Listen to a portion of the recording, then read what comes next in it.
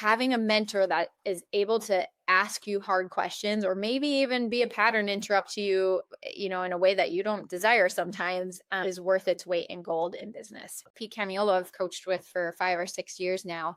And last year, an opportunity came our way that financially looked really exciting. It was something that was going to happen in the space next to us that I did not have plans for that space yet. And as I was looking at making this arrangement, this contract with this other business that was going to become a partnership in our practice, he really just called me out and he's like, Lona, was this ever part of your vision? And I said, I don't know, let me think about that. But the real answer would have been no. And, I spent some time because his just asking me that question, that pause, he wasn't telling me what was right or wrong. It was just a question that was asked.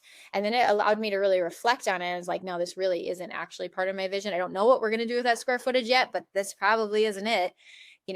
Having a mentor that is able to ask you hard questions or maybe even be a pattern interrupt you, in a way that you don't desire sometimes, is worth its weight in gold in business.